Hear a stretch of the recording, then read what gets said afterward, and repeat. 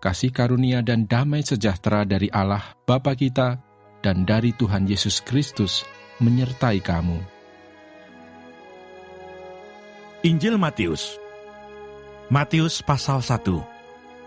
Silsilah Yesus Kristus. Inilah silsilah Yesus Kristus, anak Daud, anak Abraham. Abraham memperanakkan Ishak. Ishak memperanakkan Yakub. Yakub memperanakkan Yehuda dan saudara-saudaranya. Yehuda memperanakkan Peres dan Zerah dari Tamar. Peres memperanakkan Hesron. Hesron memperanakkan Ram. Ram memperanakkan Aminadab. Aminadab memperanakkan Nahason.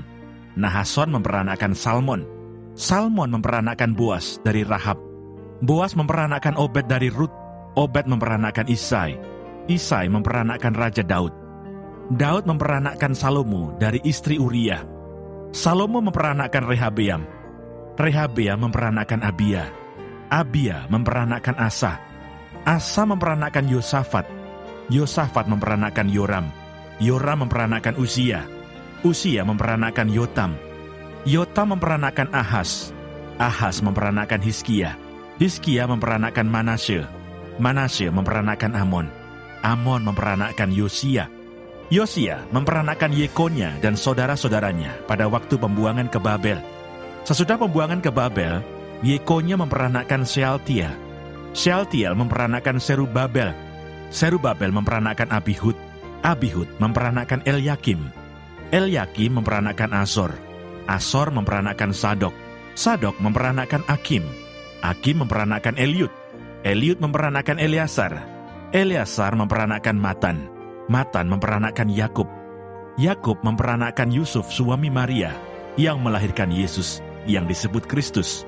Jadi seluruhnya ada 14 keturunan dari Abraham sampai Daud, 14 keturunan dari Daud sampai pembuangan ke Babel, dan 14 keturunan dari pembuangan ke Babel sampai Kristus. Kelahiran Yesus Kristus. Kelahiran Yesus Kristus adalah seperti berikut. Pada waktu Maria ibunya bertunangan dengan Yusuf, ternyata ia mengandung dari Roh Kudus sebelum mereka hidup sebagai suami istri.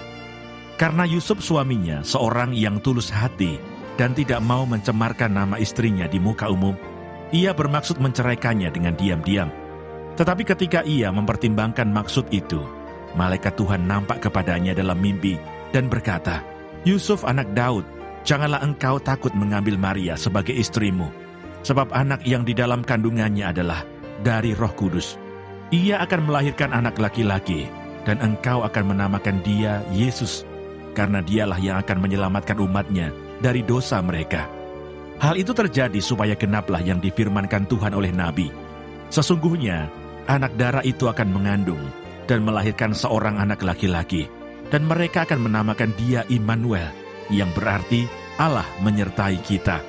Sesudah bangun dari tidurnya, Yusuf berbuat seperti yang diperintahkan malaikat Tuhan itu kepadanya.